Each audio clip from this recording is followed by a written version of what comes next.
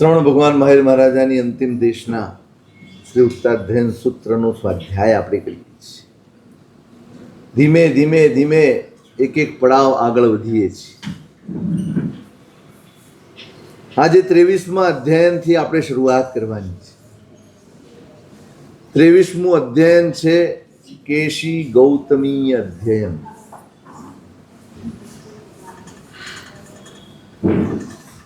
ભગવાન મહાવીર મહારાજાના શાસનમાં આપણી ભાષામાં કહેવું હોય તો પહેલું શ્રમણ સંમેલન ભરાયું એનું નામ આ અધ્યયન છે. શ્રમણ સંમેલન જ કહેવાય. બંને ગુરુ ભગવંતો કેશી સ્વામી એ પાર્શ્વનાથ ભગવાનની પરંપરાના ગુરુ ભગવંત છે અને ગૌતમ એ ભગવાન મહાવીરની પરંપરાના ભગવંત છે. બંને જણા શ્રાવસ્તી નગરીમાં ભેગા થઈ ગયા. એક તિંદુક વનમાં ઉતર્યા છે, એક કોષ્ઠક ઉદ્યાનમાં ઉતર્યા છે. બંનેના સાધુઓ આહાર વગેરેથી ચર્યા માટે ગામમાં નીકળે છે. પરસ્પરસ જોવા મળે છે એટલે બંનેના મનમાં સવાલ છે કે એક જ મોક્ષ માર્ગ હોવા છતાં આ ભેદ કેમ છે? અમે આવા વસ્ત્રો પહેરીએ છીએ અને આ લોકો આવા વસ્ત્રો પહેરે છે. અમે આ ચર્યાથી રહીએ છીએ, એ આ ચર્યાથી રહે છે. શિષ્યોના મનમાં, એની સાથે લોકોના મનમાં પણ સવાલ તો ઊભા થવાના જ. અને એનું સમાધાન એ આચાર્યનું દાયિત્વ છે. સમાધાન દાયિત્વ છે, ગૂંચવાડો નહીં. સમાધાન શોધવાનું હોય. હવે કેશી ગણધર, કેશી ગુરુ ભગવંત, કેશી સ્વામી એ વડીલ છે, પાર્શ્વનાથની પરંપરાના છે. એટલે ગૌતમ સ્વામી એ વડીલ છે એમ વિચારીને પોતે એમને ત્યાં જાય છે. અને બંને વચ્ચે એક બહુ અદ્ભુત સંવાદ થયો છે. કેશી સ્વામીના મનમાં જે સવાલો છે એ દરેક સવાલોનું ગણધર ગૌતમે અદ્ભુત જવાબ આપ્યા. અને એ આખો સંવાદ જે સચવાયો એ આ અધ્યયન છે. બહુ મજાના સંવાદો છે અને છેવટનું નિરાકરણ કેટલું અદ્ભુત હોય. જ્ઞાની સે જ્ઞાની મિલે, करे ज्ञान की और गधे से गधा मिले तो होए लातम लात. જ્ઞાની મહાપુરુષો ઈશારામાં ઘણું કહી દેતા હોય છે, આપણે સમજી લેવાનું. जिने पासे तिनामेण मरहा लोग कुयो संबुद्धप्पाय संपन्नु संबदिते जिने तस्य लोग पैवस आशीषी से महाय से केसी कुमार सामने विद्याचरण मार्गे होई नाण दुए बुद्धे शीस संग समाहुले गामणो गवरियन्ते सावत्तिम नगरी मागे तिन्दु एम नाम उद्यानं तम्मी नगर मंडले हासुए सज्ज संधारे तत्थवा समूह गए अहतेनेव कालेन संबदिते जिने भगवन्त मानुति सप्पलोकम विसुवे तस्य लोग पैवस आशीषी से महाय से भगवं गोय में नामम विद्याचरण पार्गे बार संग विव बुद्धे शीस संग समाहुले गामणो गवरियन्ते सेवी सावत्ति मागे कोट्टगो नाम उद्यानं तम्मी नगर मंडले हासुए सज्ज संधारे तत्थवा समूह गए. पार्श्वनाथ परमात्माना केशी कुमार भगवंत श्रमण એ તે સમયમાં વિદ્યમાન હતા. અવધિ જ્ઞાન અને શ્રુત જ્ઞાનથી પરિપૂર્ણ હતા અને શિષ્ય પરિવાર સાથે વિહાર કરતા કરતા કરતા શ્રાવસ્તી નગરીમાં આવ્યા છે. અને તિંદુક વન નામનું જે ઉદ્યાન છે ત્યાં નિર્દોષ એવી ભૂમિને એનું પ્રતિલેખન કરીને ત્યાં બિરાજમાન થયા છે. અને આ બાજુ તે જ દિવસોમાં ધર્મના પ્રવર્તક ભગવાન મહાવીર પણ વિચરે છે. અને એમના પ્રથમ શિષ્ય ગૌતમ ગણધર એ પણ પોતાના શિષ્યો સાથે વિહાર કરતા શ્રાવસ્તી નગરીમાં આવ્યા છે. અને કોષ્ઠક નામના ઉદ્યાનમાં પોતે નિર્દોષ ભૂમિની ગવેષણા કરીને શિષ્ય પરિવાર સાથે ત્યાં રહ્યા છે. કેસી કુમાર સામે કોઈ માયા છે ઉભો વિતતિ વેરંદોલ્લીના શું સમાહિયા બંને વિહાર કરે છે બંને આત્મલીન અને સુસમાહિત છે. સમસ્યાઓ મનમાં હોય એની ચર્ચા ક્યાં કરાય ને, આ વિવેક પણ બહુ જરૂરી છે. આપણે છે ને સાવ વિવેક શૂન્ય હોઈએ એવી આપણી ચેષ્ટાઓ લાગે. આપણે દરેક પ્રશ્નની ચર્ચા ગમે તેની સાથે કરી લઈએ છીએ. મારા મનમાં પ્રશ્ન આવ્યો તો હું ગમે તેની સાથે ચર્ચા કરું, તમારા મનમાં પ્રશ્ન આવ્યો તમે ગમે તેની સાથે ચર્ચા. યોગ્ય વ્યક્તિ સાથે યોગ્ય પ્રશ્નોની ચર્ચા થાય ને તો ઉચિત સમાધાન મળે અને શાંતિ થઈ જાય. સવાલ બંનેના મનમાં હશે, પણ કોઈ બહાર લોકમાં ચર્ચા નથી કરતા, કોઈ કોઈની સાથે વાદમાં ઉતરતા નથી, લોકોને સાથે ચર્ચામાં ઉતરતા નથી કે ભાઈ આ જો ને આ લોકો કેવા છે, આ લોકો કેવા છે. નહીં, બંને આત્મલીન અને સુસમાહિત પોતાનું જીવન જીવી રહ્યા છે. ઉભો શીશ સંગાણમ સંજ્ઞાણમ તવસ્તિનમ તત્ત ચિંતા સમુપન્ના ગુણવંતાણ દાયણમ કેરિતો વાય ધમો યો ઈમો ધમો વકેરિતો આયર ધમપણી ઈમા વાકસ ઈમા વાસા વાકેરિસી. બધા જ સાધુઓ સંયમી છે, તપસ્વી છે, ગુણવાન છે, પણ છતાંય બંનેના સાધુ ભગવંતોના મનમાં સવાલ અને જિજ્ઞાસા જાગી છે કે ભાઈ આ ધર્મ કેવો ને આ ધર્મ કેવો, આ આચાર વ્યવસ્થા કેવી અને સામે જે દેખાય છે એ સાધુઓની આચાર વ્યવસ્થા કેવી છે.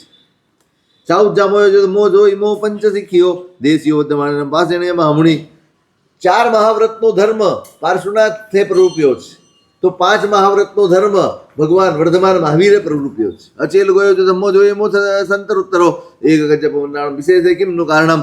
એક અચેલક એટલે કે વસ્ત્ર રહિત ધર્મની પ્રરૂપણા કરે છે, અથવા તો સાવ જીર્ણ શીર્ણ વસ્ત્ર પહેરવાની પ્રરૂપણા કરે છે. એક બહુમૂલ્ય વસ્ત્રો ધારણ કરવાની અનુમતિ આપે છે. તો એક જ મોક્ષ માર્ગમાં આવો ભેદ શા માટે છે?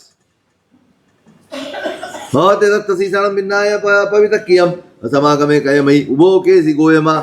કેશી સ્વામી અને ગૌતમ સ્વામી બંને ગુરુ ભગવંતોના મનમાં એમ થયું કે શિષ્યોના મનમાં ગુરુ પાસે નિવેદન કરે કે સાહેબ આવું કેમ છે. બંનેના મનમાં એમ થયું કે આ બધાના મનમાં તર્ક વિતર્ક શરૂ થાય, એ ક્યાંક જુદા રસ્તે ફંટાઈ જાય એ પહેલા આનું સમાધાન થઈ જવું જોઈએ. એટલે બંને જણા મળે છે, મળવાનું નક્કી કરે છે. ગોય મેં પડી રૂવનનું શીર્ષંગ સમાવલે જેઠમ કુલમ હવે ખંતો સિંધુ એમ પણ માગો. કેશી શ્રમણ એ વડીલ છે, આ પોતે પ્રથમ ગણધર છે પણ નહીં, કેશી શ્રમણ એ વડીલ છે એમ કરીને ગૌતમ સ્વામી પોતે સામેથી સિંધુવનમાં ગયા છે. કેસી કુમાર શ્રમણે ગોયમ દિશમાં ગયા પડી રૂમ પડી વંતી સંબમ સમ પડી વજ્જઈ ભલાલા માધુમ રસ પંચમમ કુશતનાણીય ગોયમ સનિ સજ્જાય હિપ્પમ સંપણામય.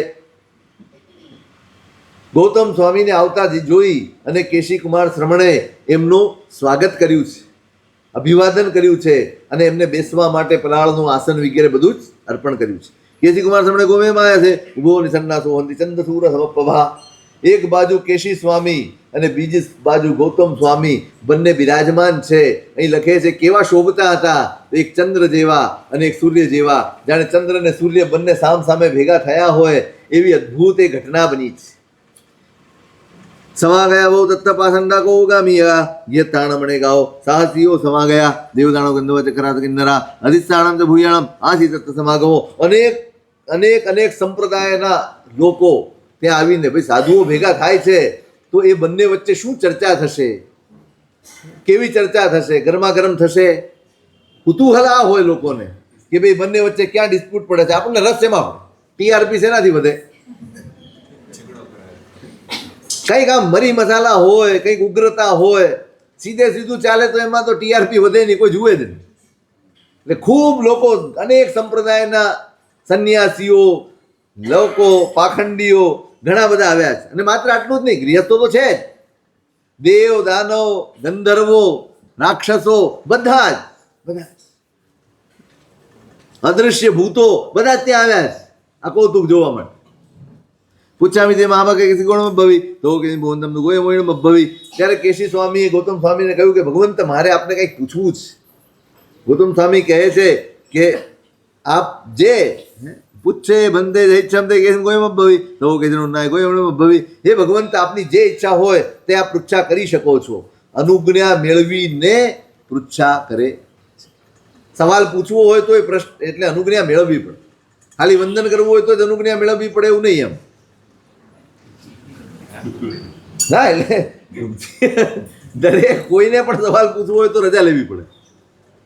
ચાઉ જામે જમો જો ઈમો પંચ સંખ્યો દેશીઓ વર્ધમાન પાસનેમાં હમણી એક ગજ બોલણ વિશેષ કિમનું કારણમ ધમ્મે દુએ મે હાવી કહમ વિપચ્ચો નતે તેસિમ કો તો કેસિમ ભુવનમ તુ ગણો ગોય વણમ ભવી પન્ના સમિખય ધમ્મમ તત્તમ તત્ત વિનિચ્છયમ પુરીસ્મા ઉજ્જુક જડાઉ વંક જડ્ડાઉ પચ્ચિમા વજ્જીમા ઉજ્જુપન્નાય તેણ ધમ્મે દુહા કહે. કેસી સ્વામી સવાલ પૂછે છે કે 4 મહાવ્રતનો ધર્મ ભગવાન પાર્શ્વનાથે પ્રવૃત્યો અને 5 યામનો એટલે કે મહાવ્રતોનો ધર્મ ભગવાન મહાવીર સ્વામીએ પ્રરૂપ્યું છે. તો એક જ ઉદ્દેશ્ય, આપણો ઉદ્દેશ્ય તો એક જ છે. આપણે મોક્ષની યાત્રાએ નીકળ્યા છીએ અને આપણું લક્ષ્ય આત્માનું કલ્યાણ છે. બંનેના ઉદ્દેશ્ય એક જ છે. તો પછી ધર્મમાં, આચારમાં આ બધી ભિન્નતા શા માટે? ત્યારે આ પ્રશ્ન સાંભળીને ગૌતમ સ્વામી એમને જવાબ આપે છે કે પહેલા તીર્થંકરના સાધુઓ સરળ બી હતા અને જડ પણ. મધ્યમ તીર્થંકરના સાધુઓ એ રુજુ પણ છે એટલે સરળ પણ છે અને બુદ્ધિમાન પણ છે, પ્રાજ્ઞ પણ છે. અને ભગવાન વર્ધમાનના સમયના જીવો એ વક્ર છે અને જળ છે. આ જીવોની ભૂમિકા છે. પુરીમાણમ દુર્વિસોજ્જો ચરિમાણમ દૃઢપાલો કપ્પો મધ્યમ ગાણમ તું સુવિસોજ્જો સુપાલો. પ્રથમ તીર્થંકરના જે સાધુઓ છે એમને એ લોકો આચારને જેવો છે તેવો ગ્રહણ કરી શકતા નથી. સરળ છે પણ એની સામે બુદ્ધિમાન નથી એટલે આચારને પૂરેપૂરો સમજી શકતા નથી. અંતિમ તીર્થંકરના સાધુઓ એમને તો ગ્રહણ કરવું એ અઘરું છે અને પાળવું એ અઘરું છે. અને મધ્યમ તીર્થંકરના સાધુઓ છે એ તો ગ્રહણ પણ શીઘ્રતાથી કરી શકે છે અને યોગ્ય રીતે એનું પાલન પણ વ્યવસ્થિત કરી શકે છે. સાહુ ગોયમાં પન્નાતે સિન્નો સંતો વિમો અન્નો વિસંતો મધ્યમ તમ કહસુ ગોયમાં.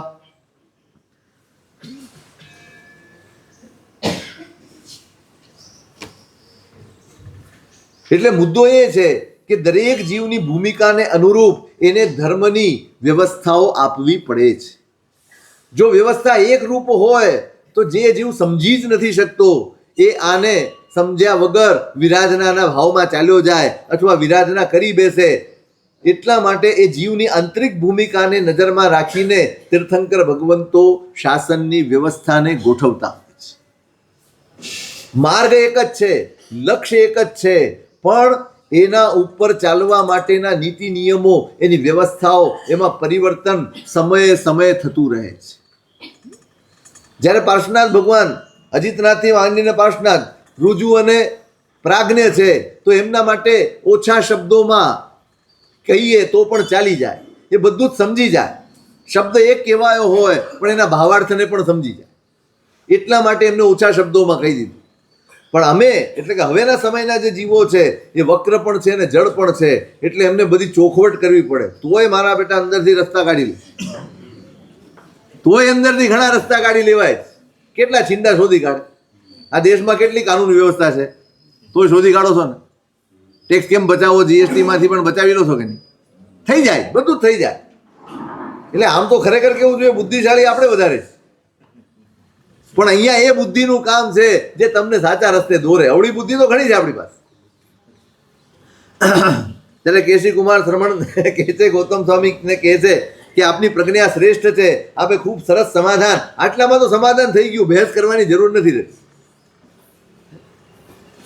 હવે મારે બીજો પ્રશ્ન છે. અચેલ ગોયો જો ધમ્મો જોઈને સંતર ઉત્તરો દેશ યોદ્ધમાન પાસે જતા એક ગજ પુરાણ વિશે છે કિમનું કારણ લિંગે દુએ મેહાવી કહમ વિપચ્ચો નતે કે સિમેવમ ભુવાણમ તો ગોયમણિ બભઈ વિનાણ સમાગમ ધમ્મસાણ મિચ્છિયમ પચ્ચતે મે લોગસ્ස નાણા વિય વિકપણમ જત્થમ ગણથમ ચ લોગે લિંગપ ઓયણમ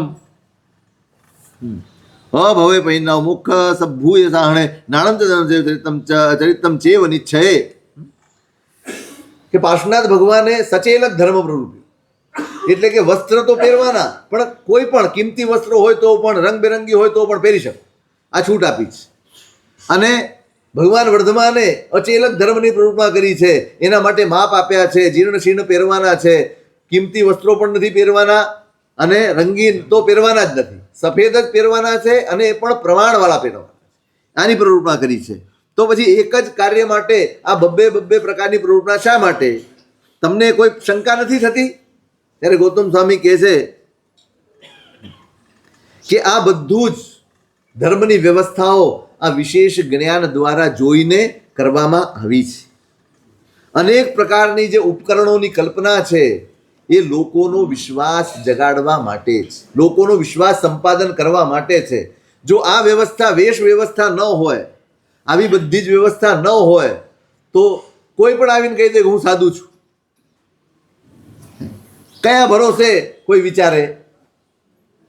પહેલા પ્રશ્નના જવાબમાં એટલે ચોથું ને પાંચમું મહાવ્રત ભેગા ગણી લીધા એ રીતે એ વાત છે. એટલે એ મૂળ એ ભૂમિકા છે કે જીવોની આ ભૂમિકા છે. પહેલાના જીવો એમ સમજી જતા હતા કે પરિગ્રહ, એમાં સ્ત્રી પણ પરિગ્રહ ઘણા. અને વર્તમાન સમયમાં જો એ જુદો નિયમ ન કરવામાં આવે ચતુર્થ વ્રતનો તો એને માર્ગ મળી જાય અથવા અનર્થના રસ્તે ચાલી જાય. માટે આપણે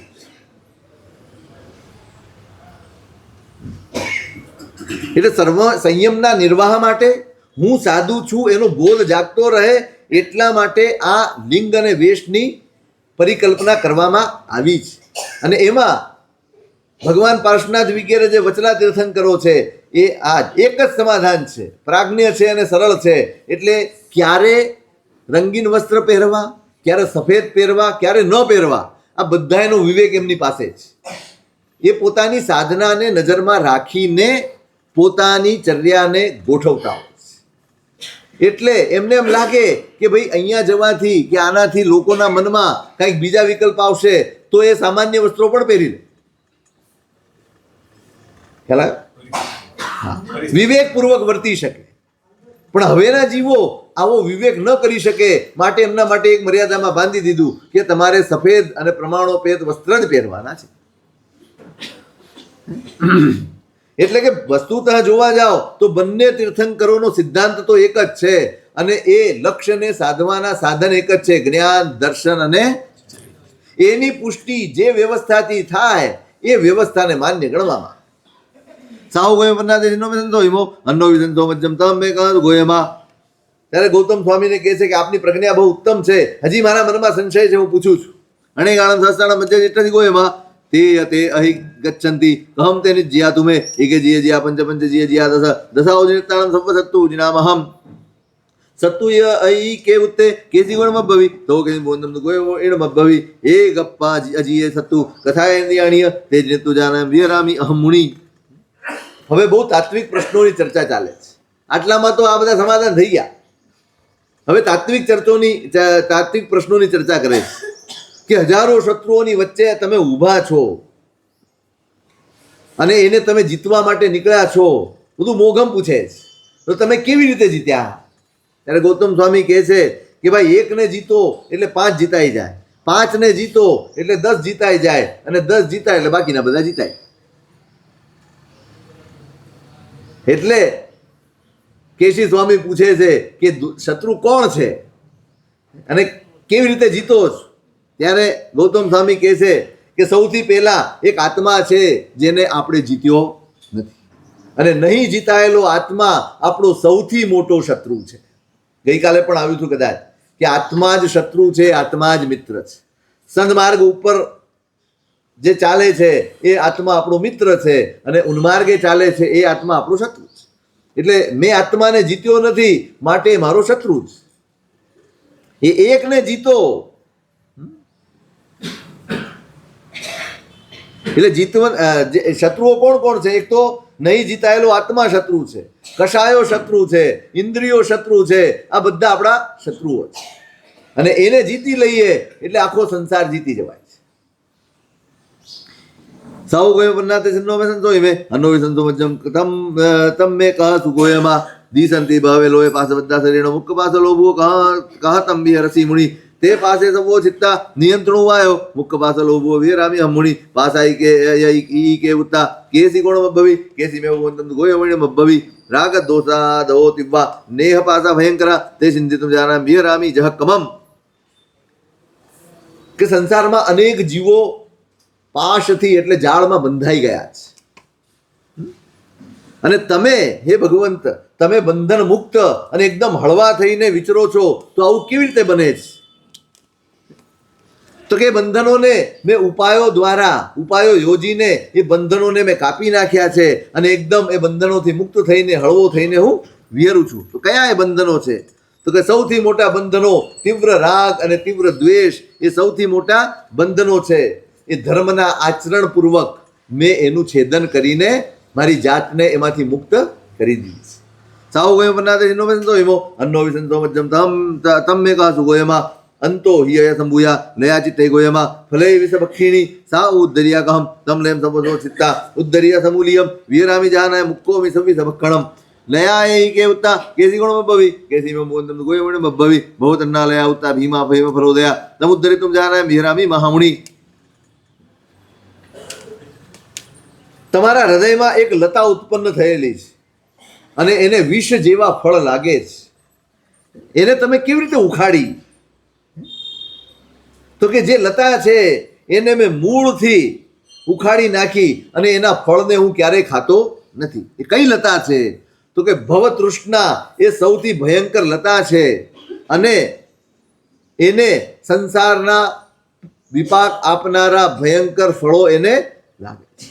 સંસારની તૃષ્ણા, સંસાર ભાવોની તૃષ્ણા, સંસારના પદાર્થોની તૃષ્ણા એ જ આ વેલડી છે જે આપણા હૈયામાં નિરંતર વધ્યા કરે છે, મોટી થયા કરે છે અને એના ઉપર લાગતા આસક્તિના, મોહના, રાગ દ્વેષના, મારા તારાના આ બધા જ ફળોને આપણે ચાખતા રહીએ છીએ અને એના દ્વારા આપણું અહિત કરતા રહીએ છીએ. પણ એ લતાને મેં આ ધર્મ માર્ગના ઉદ્યમ દ્વારા ઉખેડી નાખી છે અને એના વિષ ફળ મારે ભોગવવા પડતા નથી.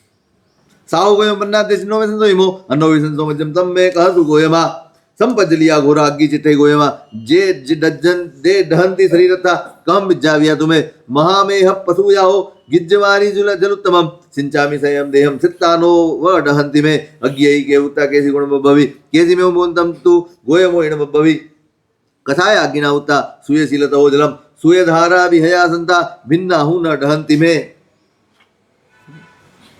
બીજો એક સવાલ પૂછે છે કે ચારે બાજુ ઘોર પ્રચંડ એવી આગ લાગેલી છે અને શરીરસ્થ જીવોને એ સતત બાળી રહી છે. તમે એને કેવી રીતે શાંત કરી છે? તો કહે છે કે મહામેઘમાંથી ઉત્પન્ન થયેલું જળ એનો ઉપયોગ કરીને એ અગ્નિને મેં શાંત કર્યો છે. કયો છે અગ્નિ? તો કે કષાય એ અગ્નિ છે. દરેક જીવને એ કષાયનો અગ્નિ નિરંતર બાળી રહ્યો છે. ક્યાંક ક્રોધથી, ક્યાંક માનથી, ક્યાંક માયાથી, ક્યાંક લોભથી 24 કલાક આ ભાવો આપણા હૈયામાં પ્રવર્તે છે અને આપણને નિરંતર બાળ્યા કરે છે. તો પાણી કયું છે? તો શ્રુત, શીલ અને તપ એ એનું પાણી છે અને એના દ્વારા, એના સેવન દ્વારા હું નિરંતર એનું સેવન કરીને મારા આત્માને શ્રુતથી, શીલથી અને તપથી સતત સિંચન કરું છું અને એ રીતે મારા આત્માને મેં સંપૂર્ણપણે શાંત કર્યો છે, એ અગ્નિમાંથી મુક્ત કર્યો. સાહુ ગયમ બન્ના દેશનો વિસંતો હિમો અન્નો વિસંતો મજ્જમ કહ તમ મેં કહસુ ગોયમાં અયમ સાહજીઓ ભીમો દુઠ્ઠસ્સો પરિધાવઈ જનસી ગોયમ આરૂઢો કહમ તેણ હીરથી પદાવંતમ નિગિંડામી સુએ રસ્સી સમાહ્યમ નવે ગચ્યું મગ્ગમ મગ્ગમ ચપડી ઉજ્જઈ અસ્સે ઈ કે ઉત્તે કેસી ગોણ બબ્બવી કેસી મેં મુગંદમ ગોયમણ બબ્બવી મણો સાહજીઓ ભીમો દુઠ્ઠસ્સો પરિધાવઈ તમ સંભમ નિગિંડામી ધમ્મ શિખાએ કંથગમ. એક ભયંકર સાહસિક ઘોડો જેમ તેમ દોડી રહ્યો છે અને વળી તમે એના ઉપર સવાર છો અને છતાંય તમે આળાવળા રસ્તે જતા નથી, તમે પડી જતા નથી અને તમે તમારા રસ્તાને સરસ રીતે પસાર કરી રહ્યા છો. તો આવું કેવી રીતે બને છે? તો કે એ ઘોડો છે ને એને હું શ્રુત જ્ઞાનની લગામથી હંમેશા કાબૂમાં રાખું છું અને એટલે જ હું ક્યારેય ઉન્માર્ગે જતો નથી અથવા રસ્તાથી ભટકી જતો નથી. તો ઘોડો કયો છે? તો કે આપણું મન એ જ એ સાહસિક, દુષ્ટ અને ભયંકર ઘોડો છે.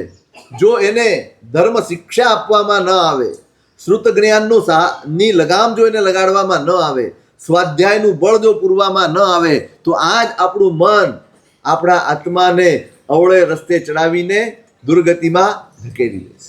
એટલે હંમેશા માટે એને મેં શ્રુત જ્ઞાનની લગામ લગાડેલી છે. જ્યારે પણ આમ તેમ થવા જાય ત્યાં શ્રુત જ્ઞાન મારો સહાયક બની જાય, એ લગામ મને સહાયક બની જાય અને એના દ્વારા એ ઘોડાને હું કાબૂમાં રાખું છું. અને જે ઘોડો ઉન્માર્ગે મને લઈ જાય છે એને જ હું મારા મુક્તિ પથનો સહાયક બનાવી દઉં. સાવ ગોય મન્નાતે હિનો વિસંતો હિમો અન્નો વિસંતો મજ્જમ તમ્મે કહસુ ગોયમાં કુપ્પહા બહવલોય જે હિમ નાસંતિ જંતવો અદ્દાણે કહવટ્ટંતે તમ ન નસ્સસી ગોયમાં જે મગ્ગેણ ગચ્છંતિ જે ઉમગ્ગ પઠિયા તે સવે વિયા વજ્જમ તો ન નસ્સા મહમુનિ મગ્ગેઈ કે ઉતે કેસી ગુણ ભવી કેસી મેવમ ભુવંતમ ગોયમોઈણ ભવી કુપ્પોઈણ પાસંડી સબ્બે ઉમગ્ગ પઠિયા સમગ્ગમ તુજી રખાયમ એ સમગ્ગે હિ ઉત્તમે. અનેક કુમાર્ગો આ સંસારમાં પ્રવર્તી રહ્યા છે. અનેક લોકો પોતપોતાની રીતે ધર્મની પ્રવૃત્તિ કરી રહ્યા છે અને લોકો એની ભ્રમજાળમાં ફસાઈ પણ જાય છે. તમે પણ આ રસ્તે ચાલો છો અને છતાંય તમે ભટકતા નથી. એવું કેવી રીતે બને? તો કે સન્માર્ગે અને ઉન્માર્ગે ચાલનારા દરેક વ્યક્તિનો મને પરિચય છે અને એટલા માટે હું ભટકતો નથી. તો કયા માર્ગ છે અને કયા ઉન્માર્ગ છે? તો કે મિથ્યા પ્રવચનને માનનારા જેટલા પણ છે બધા જ પાખંડી લોકો એ ઉન્માર્ગે ચાલ્યા જાય છે. પરંતુ જિનેશ્વર ભગવંતોએ જે માર્ગનો ઉપદેશ કર્યો છે એ જ માર્ગ સર્વશ્રેષ્ઠ છે અને એના ઉપર ચાલનારો ક્યારેય સંસારમાં ભટકી જતો. સાહુ ગોય મન્નાતે હિનો વિસંતો હિમો અન્નો વિસંતો મજ્જમ તમ્મે કહસુ ગોયમાં મહા ઉદગ વેગેણમ બુદ્ધમાણા પાણીનમ શરણમ ગઈ પૈઠાય દીવમ કમ્મન નસીમુનિ અતિ એકે મહાદીવો વારી મજ્જે મહાલો મહા ઉદગ વેગસ ગઈ તથન વિજ્જઈ દીવે ગઈ કે ઉત્તે કેસી ગુણમ ભવી કેસી મેં ભુવંતમ ગોયમણ ભવી જરા મરણ વેગેણમ બુદ્ધમાણા પાણીનમ ધમ્મો દીવો પૈઠાય ગઈ શરણમ ઉત્તમમ.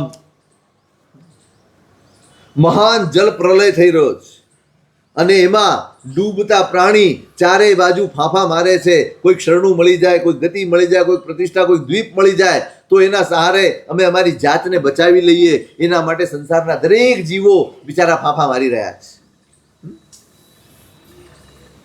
તો એમાં તમે કોને શરણ માનો છો અને કયા આ જલ પ્રવાહ કયો છે? કે આ જળની વચ્ચે, આ જળ પ્રવાહની વચ્ચે એક મોટો દ્વીપ છે. ત્યાં જે પહોંચી જાય છે એને ક્યારેય આ જળ પ્રવાહ કોઈ દિવસ પ્રભાવિત કરી શકતો નથી. તે મહાદ્વીપ કયો છે? તો ધર્મ એ જ મહાદ્વીપ છે. એના શરણે ગયેલો વ્યક્તિ, એના શરણે ગયેલો આત્મા એ ક્યારેય જન્મ, જરા અને મૃત્યુ એના પ્રવાહમાં અથડાતા, ફૂટાતા, ડૂબતા માણસો એને ક્યારેય એનો પ્રભાવ અનુભવાતો નથી. ધર્મનો આધાર જેને લઈ લીધો છે એને ઘડપણ હોય કે મૃત્યુ હોય, આદિ વ્યાધિ કે ઉપાધિ હોય કે સંસારની કોઈ પણ પરિસ્થિતિ હોય એ એને ક્યારેય પ્રભાવિત કરી શકતી નથી, દુઃખી કરી શકતી નથી. સાહુ ગોય મન્નાતે હિનો વિસંતો હિમો અન્નો વિસંતો મજ્જમ તમ્મે કહસુ ગોયમાં અન્ન વંશી મોહવંશી નાવા વિપરિધાવઈ જનસી ગોયમાં રૂડો કહમ પારમ ગમિષ્યસી જાઉ અસ્સા વિણી નાવા નસા પારસ કામિણી જા નિસ્સા વિણી નાવા સાઉ પારસ કામિણી નાવા એ કે ઉત્તા કેસી ગુણમાં ભવી કોણ કેસી મેં ગોય મોઈણમાં ભવી શરીરમાં નાવતી જીવો ઉચ્ચે નાવ્યો સંસારો નો ઉતો જમ તરંતી મહેશીનો. આ મહાપ્રવાહ વાળો જે દરિયો છે એની અંદર નૌકા એટલે નાવડી એ ડામાડોલ થઈ રહી છે. હવે એમાં બેસીને કેવી રીતે પાર જઈ શકાય છે? કારણ કે જે છિદ્રવાળી કાણાવાળી નૌકા છે એ ક્યારેય પાર પામતી નથી, પણ કાણા વગરની નૌકા હોય એનાથી જ પાર પામી શકાય છે. એવું ગૌતમ સ્વામી એમને જવાબ આપે છે. નૌકા ડામાડોલ છે પણ એ કાણાવાળી નથી ને એટલું ધ્યાન રાખવાનું. જો કાણાવાળી હશે તો એ ક્યારેય પાર નહીં પામે અને કાણા વગરની હશે તો એ નૌકા પાર પામશે. તો એ કઈ નૌકા છે અને કોણ નાવિક છે? તો કે આ શરીર એ નાવડી છે અને એનો સંચાલન કરનાર નાવિક તે મારો આત્મા છે. સંસાર એ દરિયો છે અને જે પુરુષાર્થી જીવો છે, મહર્ષિ જીવો છે એ જીવો આ નૌકામાં બેસીને સંસાર સમુદ્રને તરી જાય છે. સાહુ ગોય મન્નાતે હિનો વિસંતો હિમો અન્નો વિસંતો મજ્જમ તમ્મે કહસુ ગોયમાં અંધયારે તમે ઘોરે ચિત્તંતિ પાણીનો બહુ કો કરીશે ઉજ્જોયમ સવલોગમ મે પાણીનમ ઉગ્ગો વિમલો ભાણુ સવલોગ પભંકરો સો કરીશે ઉજ્જોયમ સવલોગમ મે પાણીનમ ભાણુ કે ઉત્તે કેસી ગુણ ભવી કેસી મે ભુવંતમ ગોયમણ ભવી ઉગ્ગો ખીણ સંસારો સબન્નુ જીન ભક્ખરો સો કરીશે ઉજ્જોયમ સવલોગમ મે પાણીનમ. આ સંસારના જીવો ભયંકર અંધકારમાં અટવાઈ રહ્યા છે. આખા લોકમાં પ્રકાશનો અભાવ છે. કોણ પ્રકાશ પાથરશે અહીંયા? એટલે ગૌતમ સ્વામી કહે છે કે ભાઈ એ અંધકારમાં અથડાતા જીવોને પ્રકાશ કરનારો સૂર્ય હવે ઉગી ગયો છે. જે સર્વજ્ઞ છે, સર્વદર્શી છે એવા જિનેશ્વર વર્ધમાન એ નામનો સૂર્ય આ સૃષ્ટિ ઉપર ઉગી ગયો છે. અને જે જીવો મોહના અંધકારમાં અથડાઈ રહ્યા છે એમના માટે એ પ્રકાશ પાથરનારા બનશે. સાવ ગોયમ બન્નાતે છિન્નો વિસંતો હિમો અન્નો વિસંતો મજમ તમ્મે કાસુ ગોયમાં શારીર માણસે દુઃખે ભજ્યમાણાના પાણીનમ ખેમમ શિવમણાવાહમ ઠાણમ કિમ મન્નસી મુનિ અતિ એક ધૂમ ઠાણમ લોગગમ્મી દુરારુહમ જત્તનતિ જરામચ્ચુ વાહિણો વેણાતા ઠાણે કેવુતે કેસી ગુણો ભવી કેસી મેવ ગોયમણે ભવી નિવાણમ તી અહબાહમ તી સિદ્ધિ લોગગમે વય ખેમમ શિવણાવાહમ ચમચરંતિ મહેશણો તમ ઠાણમ સાસે વાસન લોગગમ્મી દુરારુહમ જમ તમ પત્તાન સોયંતિ ભવો હંત કરામુનિ.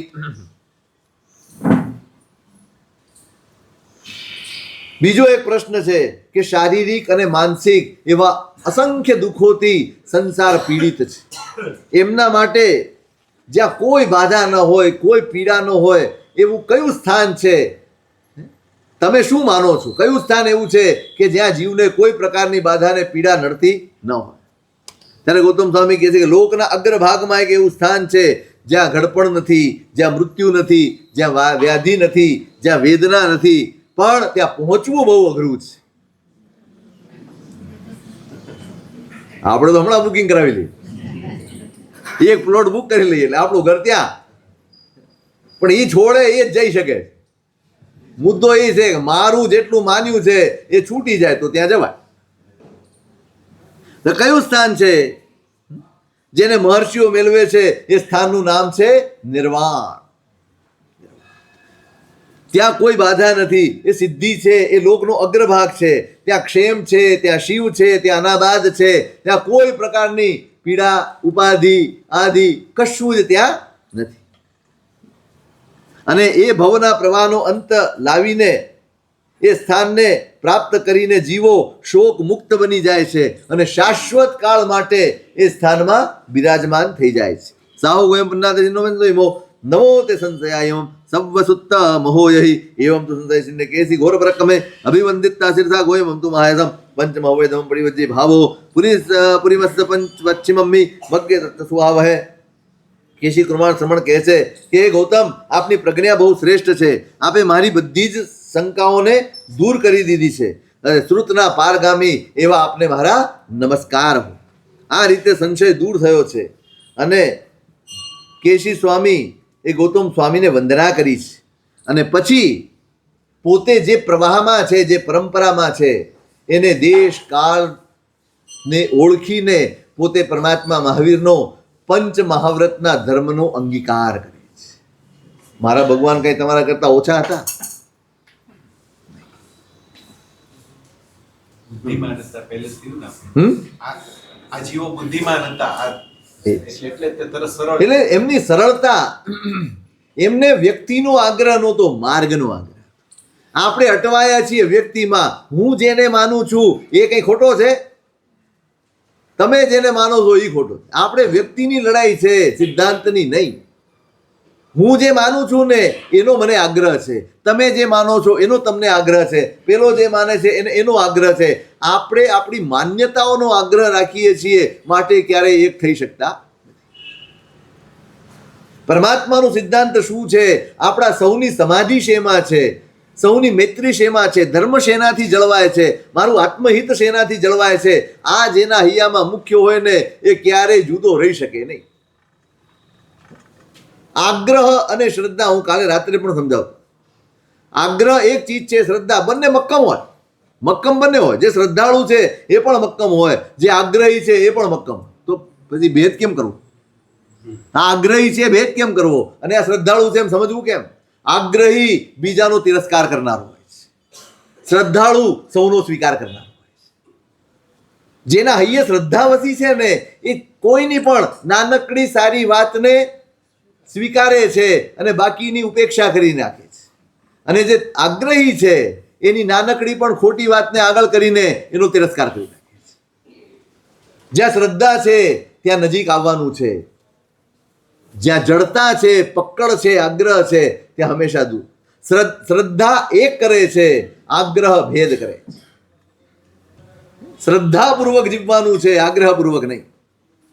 શ્રદ્ધા સરળ બનાવે, શ્રદ્ધા ઉદાર બનાવે, શ્રદ્ધા ગુણ દ્રષ્ટિનો વિકાસ કરે, શ્રદ્ધા કરુણાનો વિકાસ કરે, અને આગ્રહ ગુણ દ્રષ્ટિને ઢાંકે, આગ્રહ ઉદારતાને ઢાંકે, આગ્રહ મૈત્રીને ઢાંકે, આગ્રહ તમારી બધી જ સારપને ઢાંકી અને તમને ખોટા રસ્તે ચડાવી.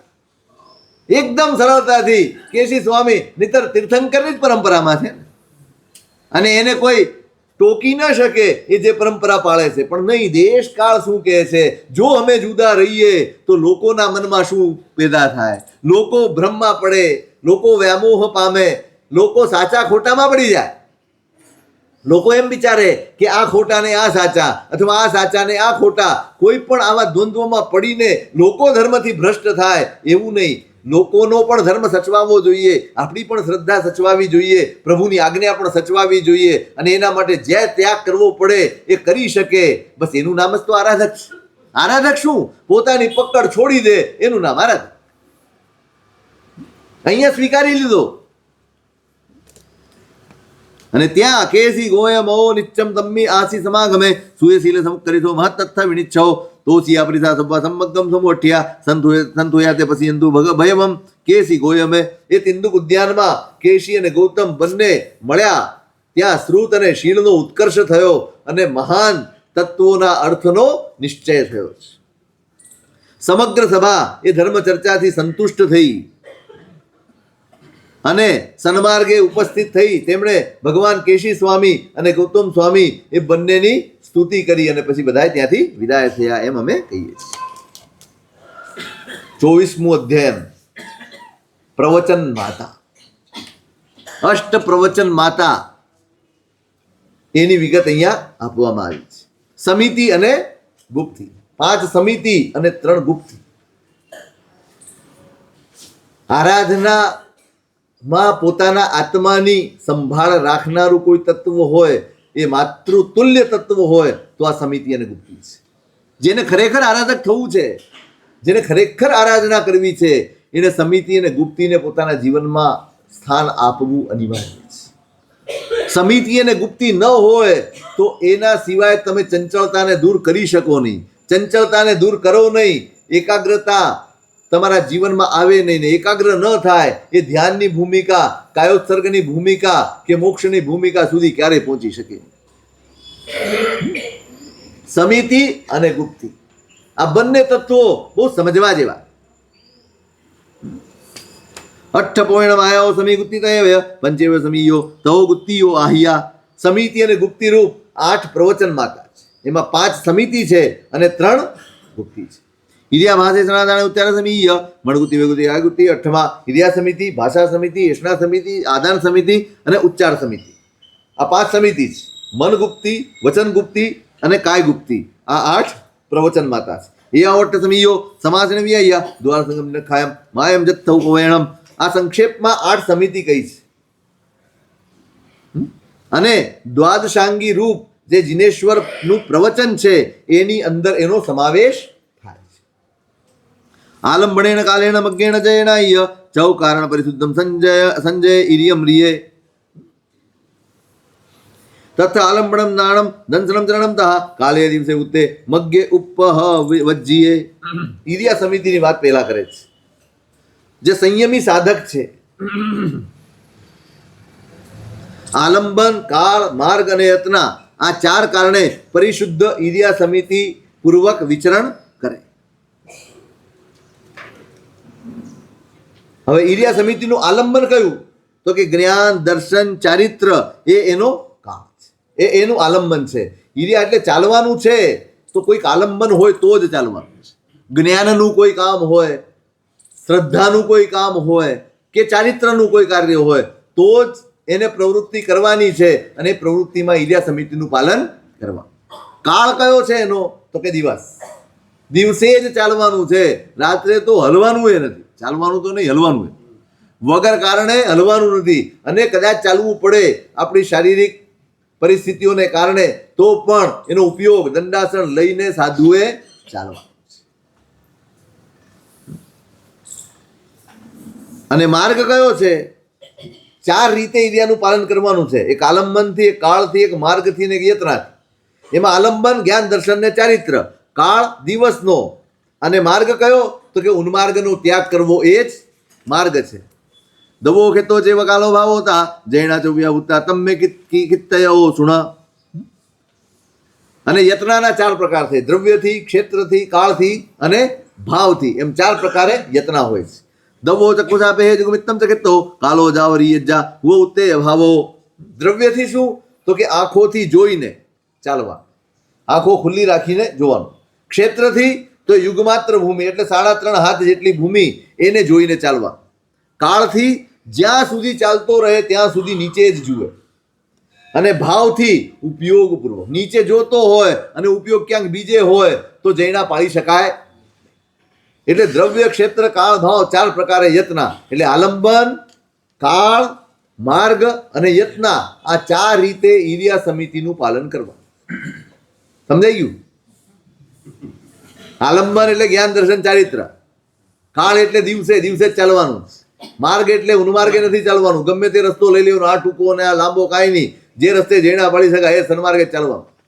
અને યત્ના ચાર પ્રકારની યત્ના છે, દ્રવ્ય, ક્ષેત્ર, કાળ, ભાવ. દ્રવ્યથી આંખોથી જોઈને ચાલે, ક્ષેત્રથી નીચે 3.5 હાથ ભૂમિ જોઈને ચાલે, કાળથી જેટલો વખત ચાલવાનું હોય તેટલો વખત આ ઉપયોગ રાખે, અને ભાવથી ઉપયોગપૂર્વક ચાલે.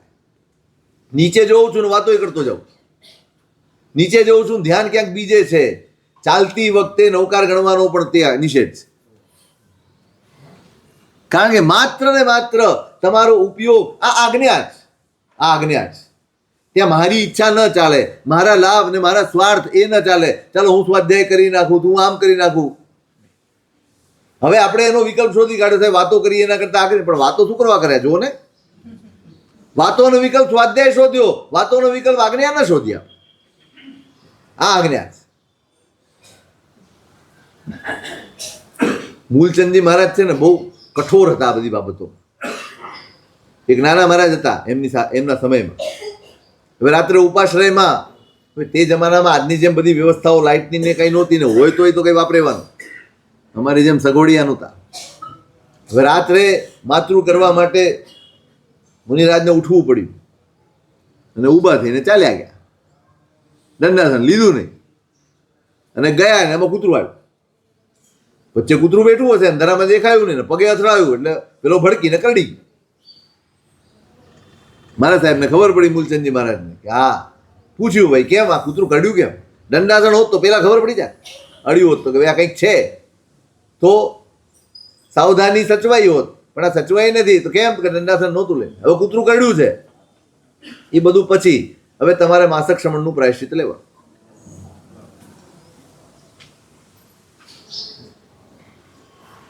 આત્મ વિરાધના થઈ, જીવ વિરાધના થઈ, બધું થયું. પોતાને કૂતરું કરડ્યું, ક્યારે કરડ્યું? ઉપયોગ ન રાખ્યો માટે. એટલે આવા મહાપુરુષો હતા આપણા. ઇન્દ્રિયતે વિયોજિતા સજ્જાયમ જેવો પંજા તમુત્તિત પુરકારે ઉવ ઉત્તે ઇરિયમરીએ. ઇન્દ્રિયોના વિષયો એટલે 5 ઇન્દ્રિયોનો સંવર કરીને સગળું એ ધ્યાન ચાલવામાં રાખવાનું છે. એટલે ઇન્દ્રિયોના વિષયોનો ત્યાગ કરવાનો છે, અને 5 પ્રકારના સ્વાધ્યાયનો ત્યાગ કરીને માત્ર ગમન ક્રિયામાં તન્મય થઈને ચાલવાનું છે. એનું નામ ઇરિયા સમિતિ છે. કોહે માણે માયા લોહે ઉતયા હાસે ભય મોહરીએ વિઘાસુ તહે વય એ આયમ અઠ્ઠાણાય પરિવજ્જિતુ સંજય આ અસાવજ્યમિયમ કાલે ભાસમ ભાસેજ્ય પન્નવમ. ભાષા સમિતિ ક્રોધ, માન, માયા, લોભ, હાસ્ય, ભય, વાચાળતા અને વિકથા, એના પ્રત્યે સત્ય ઉપયોગપૂર્વક રહેવું. આ જે 8 સ્થાનો છે એને છોડીને જ્યારે સમય હોય ત્યારે જેટલી જરૂરિયાત હોય તેટલા શબ્દોનો પ્રયોગ કરીને બોલવાનું છે. નિર્વદ્ય ભાષા બોલવાની છે. ક્રોધ, માન, માયા, લોભ, હાસ્ય, ભય, વાચાળતા અને વિકથા, આ 8 સ્થાનોનો ત્યાગ કરવા પૂર્વક. એટલે આવા ભાવો ચાલતા હોય ને ત્યારે બોલવું જ નહીં. તમે ગુસ્સામાં હો ત્યારે બોલવું નહીં. ટૂંકમાં સમિતિ જળવાય નહીં, ભાષા જળવાય નહીં, વિવેક જળવાય નહીં, કશું જ ન જળવાય. આ તો આપણા રોજના અનુભવ છે. એ ક્રોધમાં હોય, માનમાં હોય, માયામાં હોય, લોભમાં હોય, હાસ્યમાં હોય. કારણ કે આ બધા જ ભાવો જ્યારે મનમાં પ્રવર્તતા હોય ત્યારે વિવેક રહે જ, ઉપયોગ જ નહીં રહે. વાચાળતા હોય, ખૂબ બોલવાની ટેવ હોય, ન બોલવું. નવી કથાની વાતો હોય, નહીં બોલવા. જરૂરી હોય જ્યારે જરૂરી હોય ત્યારે, અને જેટલું જરૂરી હોય તેટલું, એ પણ નિર્વદ્ય શબ્દોમાં બોલવા. એષણા સમિતિ ગવેષણાય ગણ્ય પરિભોગેષણાય જા આહારો વહી સજ્જાય એ તિન્ની વિસોઈએ ઉગ્ગમ ઉપાયણ પડમે બીએ સોહેજ એષણમ પરિભોયમ મે ચૌક્કમ વિસોહેજ જયમ જય.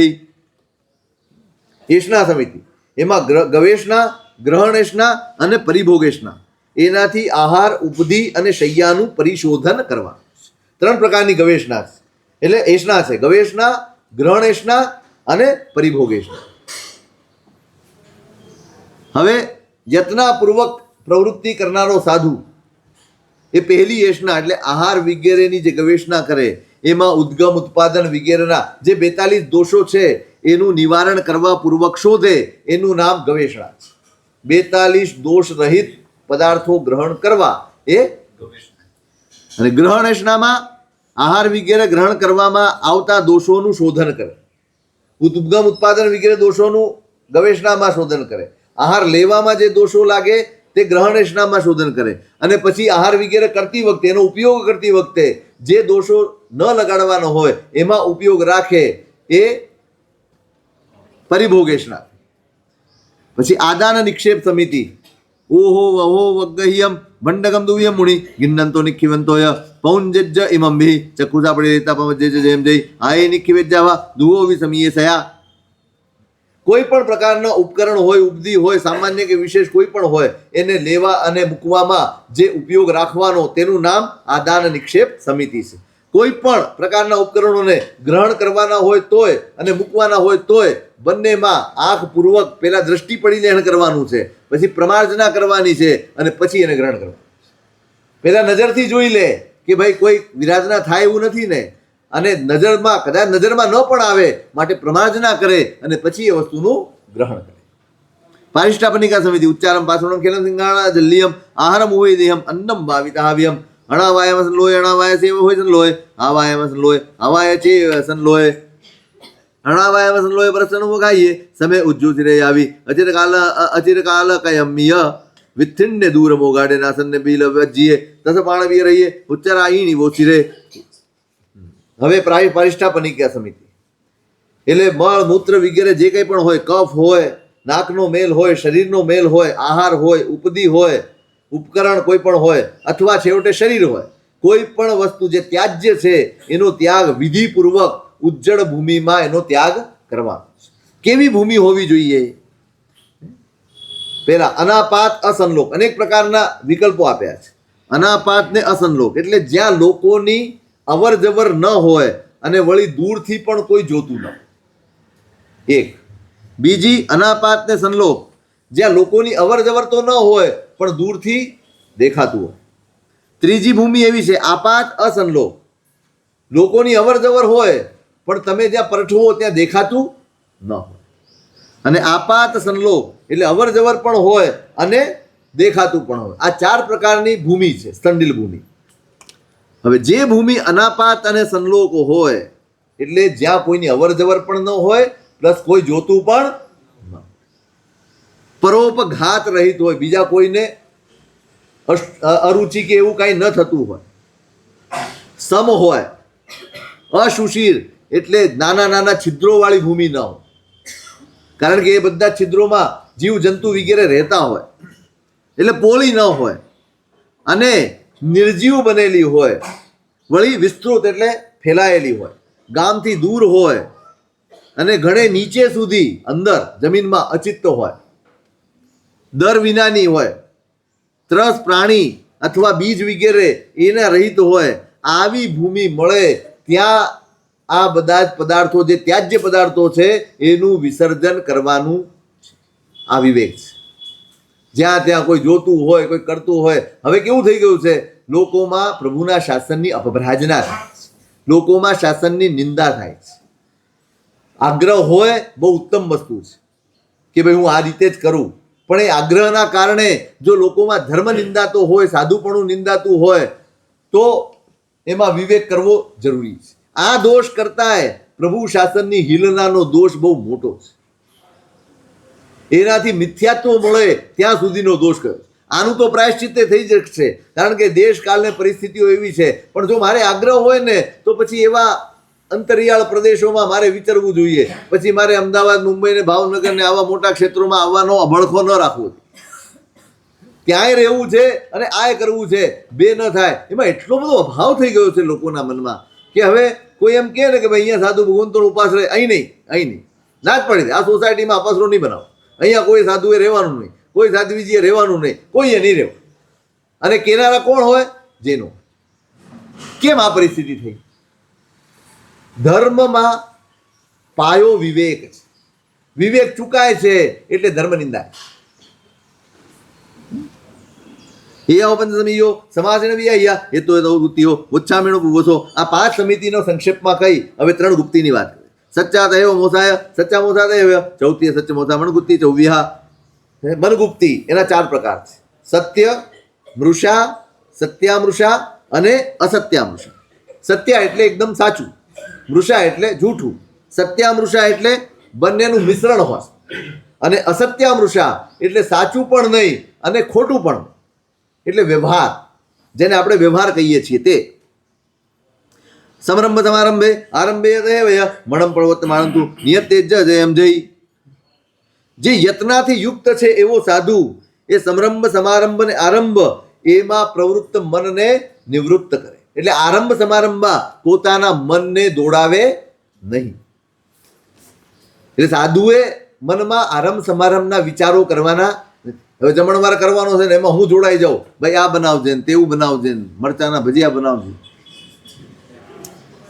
પેલા તો મારે જ વિચાર કરવો પડે ને શું બનાવરાવું છે. એટલે આરંભ સમારંભમાં જ મન જોડાયું એટલે મન ગુપ્તિનો ભંગ થયો. વચન ગુપ્તિ તહેવ સચ્ચા મોસાય દેવ, ચૌથી સચ્ચા મોસાય જય ગુપ્તિ, ચૌવ્યા સમરંભ આરંભે આરંભે દેવ્ય વયમ પવત માણંતુ નિયતે જયમ જય.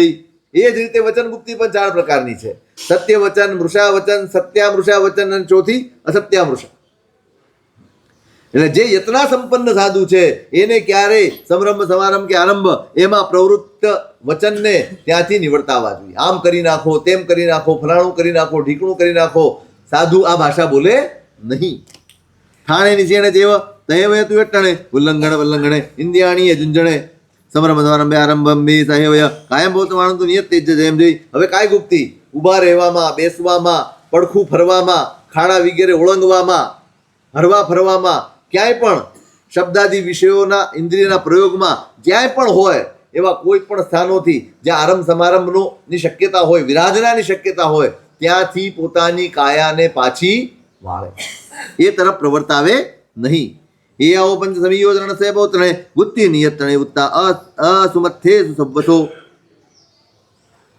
આ પંચ સમિતિઓ એ ચારિત્રની પ્રવૃત્તિ માટે છે અને 3 ગુપ્તિઓ એ અશુભ વિષયોમાંથી નિવૃત્તિ માટે. સમિતિ શું કરે છે તો કે ઉત્તમમાં પ્રવૃત્તિ કરવી એનું નામ સમિતિ છે, અને અશુભમાંથી નિવૃત્તિ કરવી એનું નામ ગુપ્તિ છે.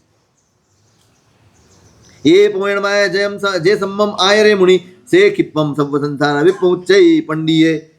જે પંડિત મુનિ આ પ્રવચન માતાઓનું સમ્યક આચરણ કરે છે તે શીઘ્ર આ સંસારથી મુક્ત થઈને પારગામી બને છે એમ અમે કહીએ છીએ. 25મું અધ્યયન છે યજ્ઞીય અધ્યયન.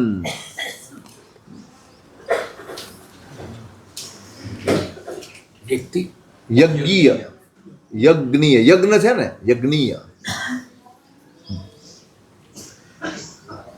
અહીં મુદ્દો એ છે કે જે કોઈ પણ જાતિ છે કે જાતિની વ્યવસ્થાઓ છે, તો ભગવાનનું શાસન શું માને છે?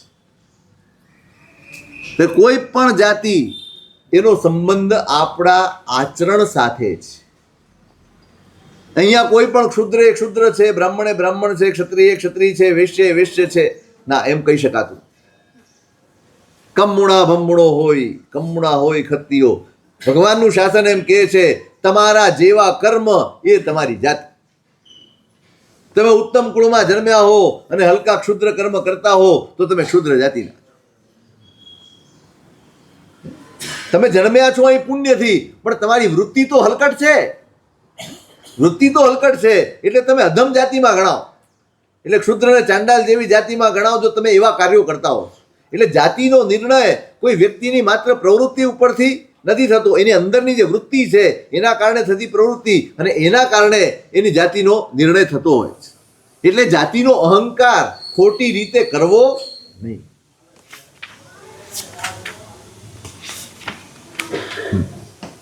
અહીંયા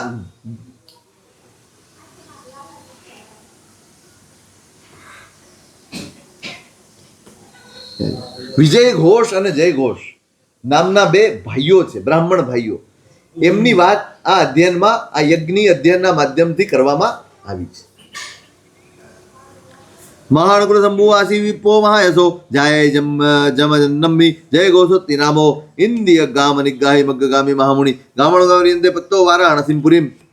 બ્રાહ્મણ કુળમાં જન્મેલા મહાયશસ્વી જયઘોષ નામના બ્રાહ્મણ હતા અને એમનો ભાઈ બી વિજય ઘોષ. આ બંને હિંસક યજ્ઞોમાં જોડાયેલા હતા.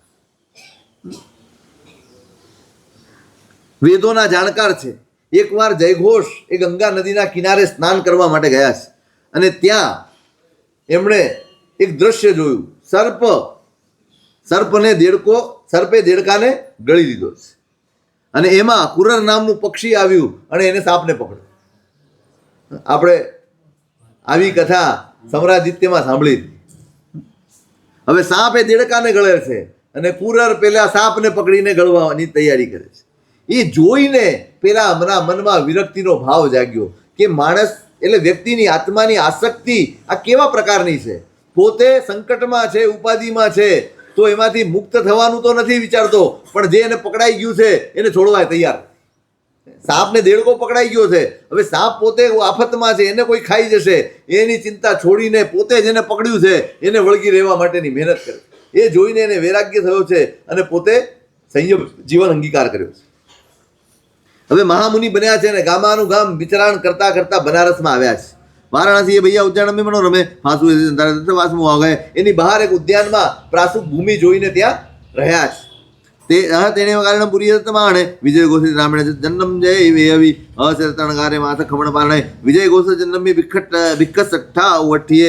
અને એ જ વખતે એ જ શહેરમાં પેલા વિજય ઘોષ નામનો બ્રાહ્મણ છે અને યજ્ઞ માંડ્યો છે અને માસક ક્ષમણના પારણે આ મુનિરાજ અનાયાસ એને જ ત્યાં પહોંચી જાય. સમોઠ્યમ સંતમ જાય ગોપડી દે નવો દામી દે ભિક્કમ ભિક્ખુ જાય હિ અન્નો. અને એ યજ્ઞ કરનારા જે બ્રાહ્મણો છે એ ભિક્ષાર્થી મુનિને જોઈને તમને ભિક્ષા આપવાના નથી, તમે બીજે ચાલ્યા જાઓ. હવે શરીર એટલું બધું સંયમની આરાધનાથી કૃશ થઈ ગયું છે કે એનો સગો ભાઈ ત્યાં જે ઓળખી શકતો નથી. જે અવ્યપા જન્નઠા જે દિયા જોઈ સંગ વ્યુ જે ધમ્માણ પારગા જે સમત્તા સમુદ્રત્તુમ પરમ પાણમેવ તેસી મન્નમિણમ દેયમ જો ભિક્ષુ સબ વકામિયમ. જે વેદોના જાણકાર બ્રાહ્મણ છે, યજ્ઞ કરનારાઓ છે, જ્યોતિષના અંગો વગેરેનું જેણે જ્ઞાન છે, ધર્મશાસ્ત્રના જેઓ પારંગત છે, પોતાને બીજાનો ઉદ્ધાર કરી શકે છે, એવા લોકો માટે, એવા બ્રાહ્મણો માટે આહાર છે, આ તમારા માટે નથી. એવમ તત્થપડી સિદ્ધો જાય ગેણ મહામુનિ નવી રૂઠ્ઠો નવી તુઠ્ઠો ઉત્તમઠ્ઠો ગવે સહો. પોતાના આત્મકલ્યાણના રસ્તે નીકળેલા આ મહામુનિને ત્યાં ના પાડીને છતાંય મનમાં કોઈ પ્રકારનો દ્વેષ કે રોષ જાગ્યો નહીં. નંદટ્ટમ પાણે હેંબા નવી નિવાહણા એવા તેથી વિમુખણ થાય હિમમ વૈણ ભવી. મને અન્ન મળી જશે, પાણી મળી જશે અથવા મારા નિર્વાહ માટેનું મને મળી જશે એવી બુદ્ધિથી નહીં, પણ આ જીવો અજ્ઞાનમાં અથડાય છે, એ અજ્ઞાનમાંથી એમને બહાર કાઢવા માટેની બુદ્ધિથી મુનિરાજ એમને એમ કહે છે નવી જાણાસી વે મુહમ નવી જન્નાણ મુહમ નખતાણ મુહમ જમચ જમ્માણ વા મુહમ જે સમત્તા સમુદ્ર તુમર પાણ મેવ નથી તુમ વ્યાણસી જાણાસી તો ભણ. ત્યારે જયઘોષ મુનિ એમ કહે છે કે ભાઈ તું વેદનું મુખ જાણતો નથી, ધર્મ કે યજ્ઞ કે નક્ષત્રો એનું પણ મુખ તું જાણતો નથી, પોતાને બીજાનો ઉદ્ધાર કરવા માટે કોણ સમર્થ છે આ બધી જ વાતો તું જાણતો નથી, ને જાણતો હોય તો બતા. તત્સખેવ પ્રમુખમ ચ અચયંતો તેમ દિયો સપરિશો પંજલિ હોમ પુચ્છૈતમ મહામુનિમ. હવે મુનિરાજે જે સવાલો કર્યા એનો જવાબ આપવા માટે પેલો સમર્થ નથી, એટલે હાથ જોડીને મુનિરાજને જ પૂછે છે વે આણંદ મુહમ ભૂહી ભૂહી અંજનાણંદ મુહમ નખચાણ મુહી ભૂહી ભૂહી તમાણવા મુહમ જે સમજતા સમુદ્ર પરમ પાણ મેવે એમ મે સંશયમ સપમ સાહુ કહ તું પૂછ્યો. હવે તમે જ બતાડો હે મુનિરાજ કે વેદોનું મુખ શું છે, યજ્ઞનું મુખ શું છે, નક્ષત્ર અને ધર્મનું મુખ શું છે, અથવા પોતાનો ને બીજાનો ઉદ્ધાર કરવા માટે સમર્થ કોણ છે, આ તમે જ અમને સમજાવો. અગ્નિહોત્ર મુહા વેયા જન્નઠી વેયસા મુહમ નખતાળ મુહમ ચંદુ દમ્માણમ કાસવ મુહમ જા ચંદમ ગાહૈયા ચિઠ્ઠંતિ પંજલી ઉડા વંદવાણા સંતા ઉત્તમમ મણહારિણો.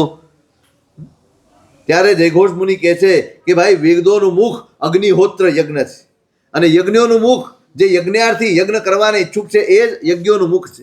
નક્ષત્રોનું મુખ કોણ છે તો કે ચંદ્રમા, અને ધર્મોનું મુખ કોણ છે તો કાશ્યપ ગોત્રીય ભગવાન ઋષભદેવ એ જ ધર્મનો મુખ છે, એટલે કે આદિ કરનાર, શરૂઆત કરનાર.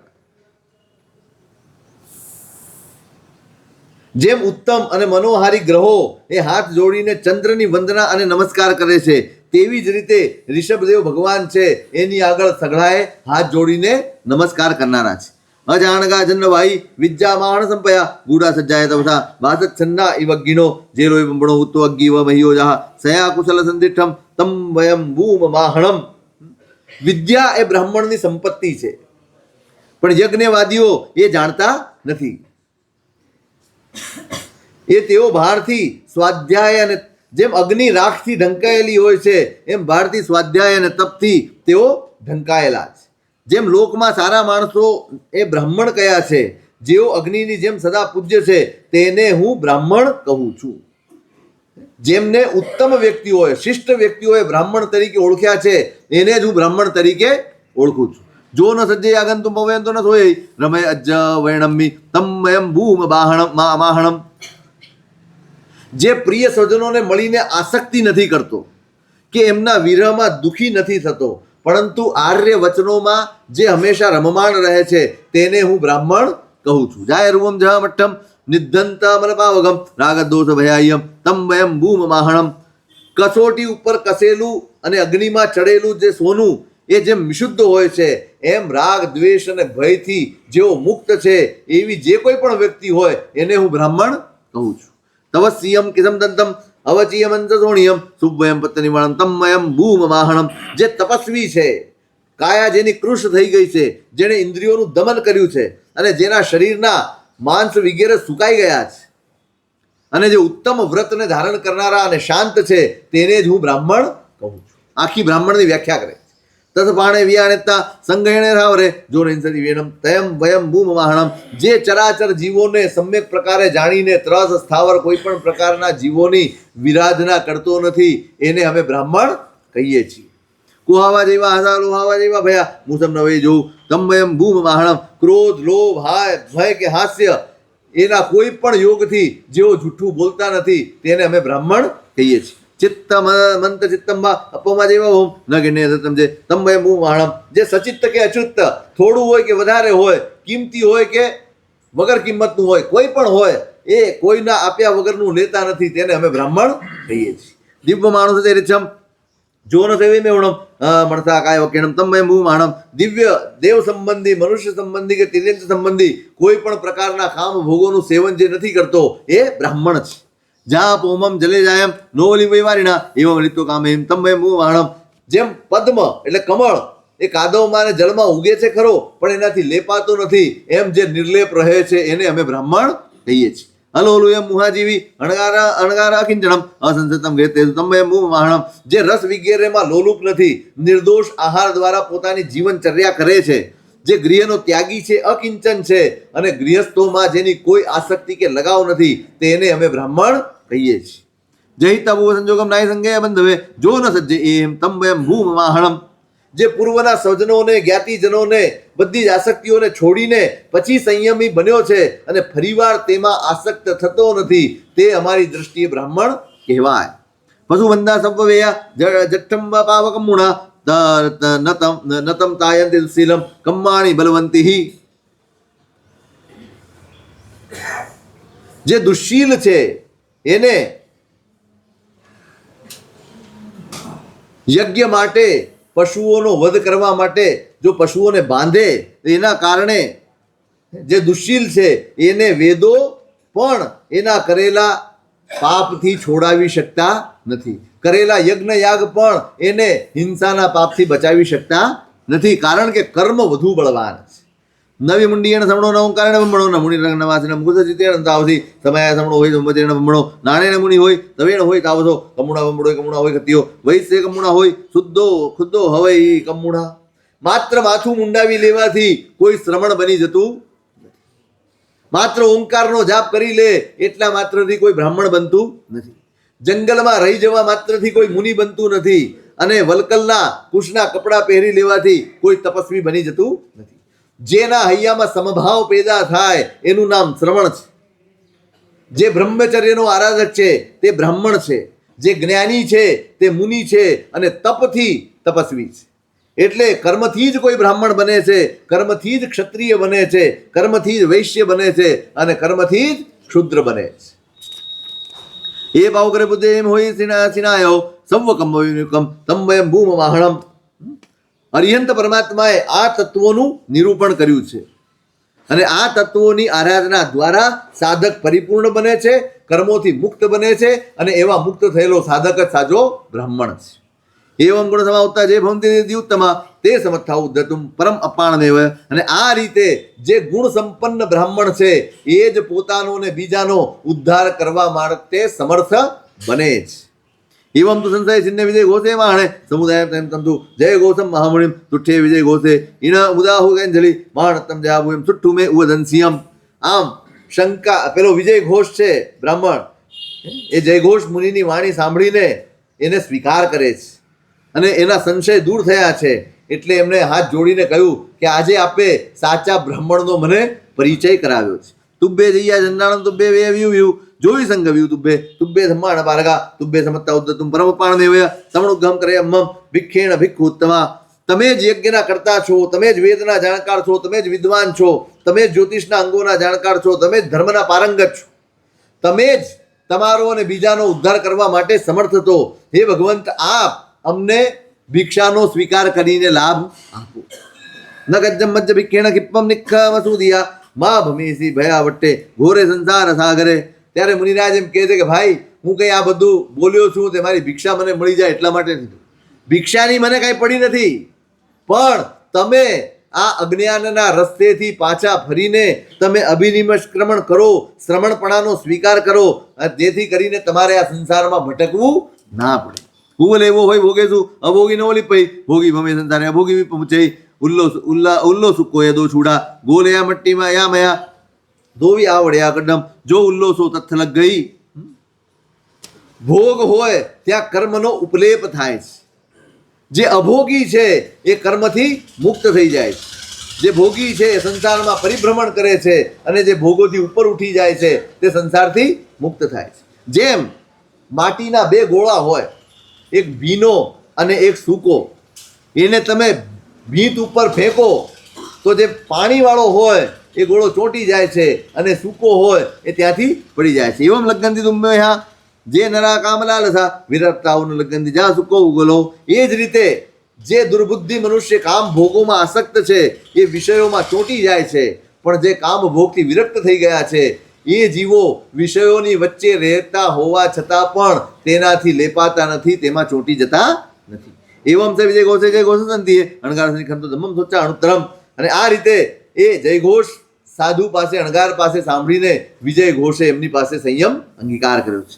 કવિતા પૂર્વકમાં સંજમેણ તવેણ જય ઘોષ વિજય ઘોષ સિદ્ધિમ પત્તા અણુત્તરમ તે બેમી. એ રીતે જય ઘોષ અને વિજય ઘોષ બંને સંયમ અને તપ દ્વારા પોતાના પૂર્વ સંચિત કર્મોનો ક્ષય કરીને અનુત્તર એવી સિદ્ધિ ગતિને ભર્યા છે. 26મું અધ્યયન છે સામાચારી. 10 પ્રકારની સામાચારી છે, આવશ્યકી નિષેધકી બધી જ, એનું વર્ણન આની અંદર આવે છે.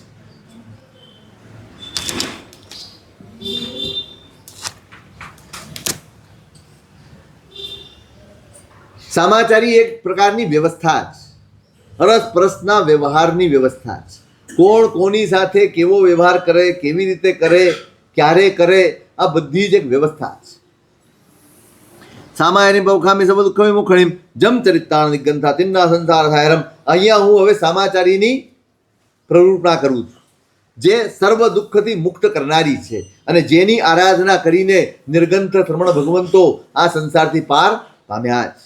પણમાં આવસ્યા નામ વિયાવાની સિયા આ પૂછણા દિયા ચૌથી પડી પૂછણા પંચમા ચંદ્રા નામ ઈચ્છા ઈચ્છકારોય છઠ્ઠો સપ્તમો ઈચ્છકારોય દકારોય અઠમો અભુઠાણો દસમા શુભ સંપદા એસા દસંગા સાહુણમ સામાયરી પવૈયા. 10 પ્રકારની સામાચારી. પહેલી છે આવશ્યકી, બીજી નિષેધકી, ત્રીજી આપૃચ્છના, ચોથી પ્રતિપૃચ્છના, પછી છંદના, ઈચ્છાકાર, મિથ્યાકાર, તથાકાર, અભ્યુત્થાન અને ઉપસંપદા. આ પ્રકારે 10 અંગોવાળી સાધુઓની સામાચારી છે. એમાં પહેલી સામાચારી આવશ્યક સામાચારી. ગમણે આવશ્યમ કુજ્જા ઠાણે કુજ્જાની સિયમ આ પૂછણા સંયમ કરણે પરકરણે પરિપૂછણા. પોતાના સ્થાનેથી બહાર જવાનું હોય તો આપણે આવશ્ય બોલી, બહાર નીકળીએ ત્યારે આવશ્ય, અંદર આવીએ ત્યારે નિસિહી. એટલે પોતાના રહેઠાણથી બહાર જાય ત્યારે આવશ્ય ઉચ્ચારણ કરવાનું છે. એ એમ બતાડે છે કે આવશ્યક કાર્ય છે માટે ઊભો થઈને ગયો છે.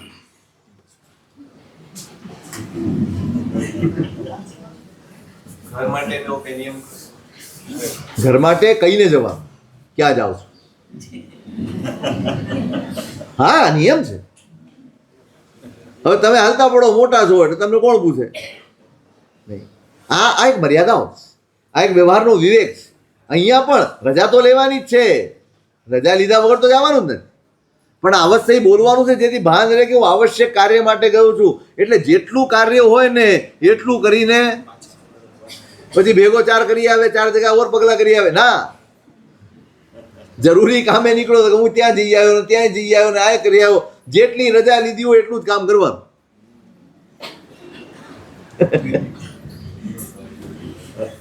એટલે એનું ઉચ્ચારણ કરવામાં આવે છે કે આવશ્યક. કેવું એટલે આવશ્યક કાર્ય ન હોય તો આસન ઉપરથી જ નથી ઉઠવાનું. પહેલી વાત આ તો બહાર જવાની મોટી વસ્તુ છે. આસન ઉપરથી ઊભા થઈએ ને ત્યારે પણ જરૂરી કામ હોવું જોઈએ. પછી ખાલી આમ આળસ ખાવા માટે ઊભા થવાનું.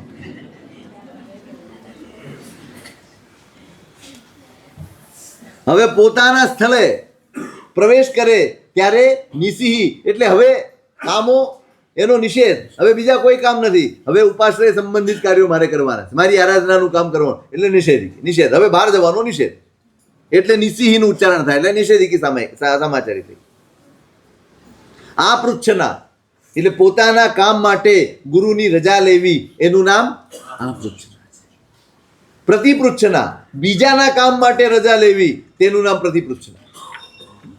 પોતાના કામ માટે પૂછવાનું છે, બીજાનું કામ કરવા માટે નીકળવાનું હોય તોય પછી એવું નહીં તું પૂછી લે.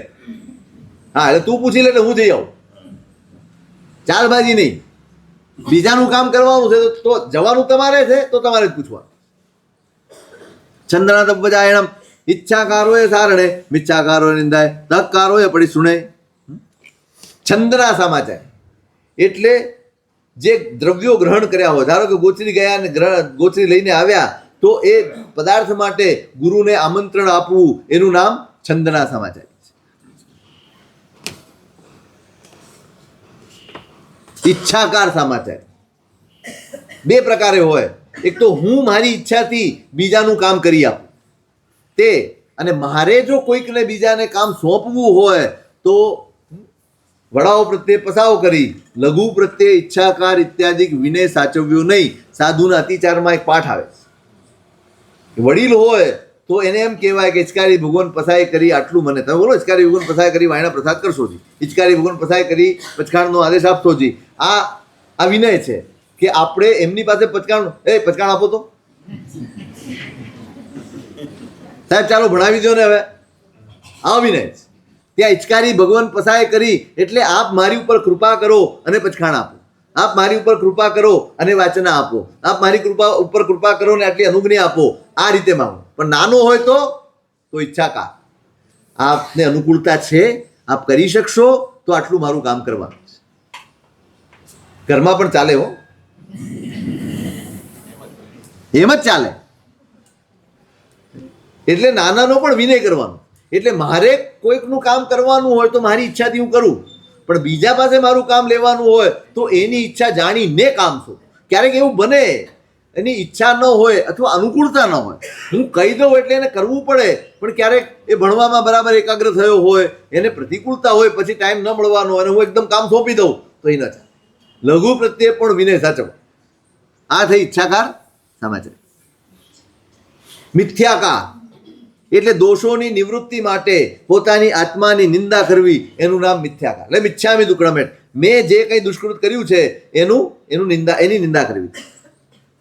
તથાકાર એટલે તહત્તી. ગુરુજનોનો ઉપદેશ, ગુરુ ભગવંતે કોઈ પણ ઉપદેશ આપ્યો હોય તો એનો સ્વીકાર કરવો, એનું નામ તથાકાર એટલે તહત્તી. ઘણી જગ્યાએ એવો રિવાજ છે, પ્રવચન પૂરું થાય ને એટલે લોકો તહત્તી શબ્દ બોલે, એટલે સ્વીકાર કર્યો તમે એમ ગણાય. થોડું તો ખંખેરીને જાઓ. તહત્તી બોલાય છે. અભુઠ્ઠાણમ ગુરુ પૂયા અક્ષણે ઉવસંપદા એવં દુપંચ સંયુક્તા સામાયારી પવૈયા.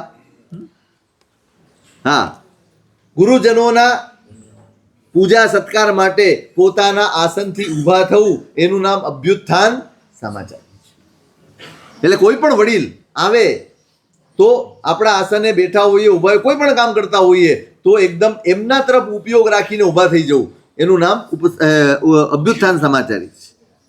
અને કોઈ વિશિષ્ટ પ્રયોજનથી પોતાના આચાર્યને બદલે બીજા આચાર્ય પાસે રહેવા જવાનું હોય તો એ ઉપસંપદા સમાચારી છે. એ ગુરુઓની વડીલોની આજ્ઞાપૂર્વક કોઈ વિશિષ્ટ જ્ઞાન મેળવવા માટે, કોઈ વિશિષ્ટ આરાધના કરવા માટે, કોઈક એવા વિશિષ્ટ પ્રયોજનથી બીજા આચાર્ય પાસે જઈને રહેવાનું હોય તો એ આ એક મર્યાદા છે. એ ગુરુની આજ્ઞા લઈને જાય તો એને ઉપસંપદા કહેવાય. પૂવિલંબી ચૌભાઈ આઈચમી સમુઠ્ઠીએ મંડાઈ પડી લેતા વંદિતાયા તો હો ગુરુમ પૂછે જા પંચ લીવણો કિમ કાયમ મયમ ઈચ્છમ નિયો મંતે વ્યા વચ્ચે વસજ્જાએ. હવે દિવસના કાર્યોની વાત કરે છે. સૂર્યોદય થતાં દિવસનો જે પહેલો પોર હોય એના પહેલા ચોથા ભાગમાં ઉપકરણ વગેરે, પાત્ર ઉપકરણ એ બધાનું પ્રતિલેખન કરી અને ગુરુને વંદના કરી અને હાથ જોડીને પૂછે કે ભગવંત હવે મારે શું કરવાનું છે, મારા માટે શું આજ્ઞા છે, અથવા તો આપ મને સ્વાધ્યાયની રજા આપો, અથવા વેયા વચમાં નિયુક્ત કરો, જે પણ આપની આજ્ઞા હોય એ પ્રમાણે હું કરવા. અમારે સવારે રોજ આદેશ માગવાનો, ઈચ્છા કારેણ સંદિશા ભગવાન. એ આ આદેશ છે કે ભગવંત હવે આપ અમને રજા આપો અથવા આજ્ઞા આપો, જે કંઈ કરવા યોગ્ય હોય અમારા માટે. એકને કે ભાઈ તું સ્વાધ્યાય કર, એકને એમ કે ભાઈ તું આ વેયાવચના કામમાં લાગી જા, એકને એમ કે તમે અહીંયા જઈ આવો. એ ગુરુની આજ્ઞા પ્રમાણે દિવસની શરૂઆત કરવા. વેયાવચન યુક્તેનમ કાયમમ અગિલાયો સજ્જાયવા યુક્તેનમ સર્વ દુઃખ વિમોક્ષણે. વેયાવચમાં નિયુક્ત કરે તો મનમાં કોઈ ગ્લાની લાવ્યા વગર લે આને ગાથા થઈ જશે ને મારી બાકી રહી જશે. કોઈ પણ પ્રકારની ગ્લાની લાવ્યા વગર એ વેયાવચ્ચ કરે, દુઃખથી સર્વા દુઃખથી મુક્ત કરનાર વેયાવચ કરે, અથવા તો નહીં ગ્લાની વિના સેવા કરે, અથવા સ્વાધ્યાયમાં નિયુક્ત કરે તો આનંદપૂર્વક બધાય દુઃખથી મુક્ત કરનાર સ્વાધ્યાયમાં જોડાઈ જાય. દિવસ ચોરો ભાવ ગુજા ભી ખૂબ ખણો તત્વ ઉત્તર ગુણે ગુજા જીણ ભાગે તો જોસવી વડમપુરી જામ્યમ જ્ઞાનમ જીઆઈ તૈયાય વિકાર્યમ ગુણો ચૌથી સજ્જાયમ. વિચક્ષણ સાધુ એ દિવસના એને 4 ભાગ કરવા અને 4 ભાગમાં સ્વાધ્યાય વગેરે ઉત્તમ ગુણોની આરાધના કરવી. કેવી રીતે કરવી? તો કે પહેલા પ્રહરમાં સ્વાધ્યાય, બીજા પ્રહરમાં ધ્યાન, ત્રીજા પ્રહરમાં ભિક્ષાચર્યા વગેરે બીજા બધા કામો, અને ચોથા પ્રહરમાં ફરીથી સ્વાધ્યાય.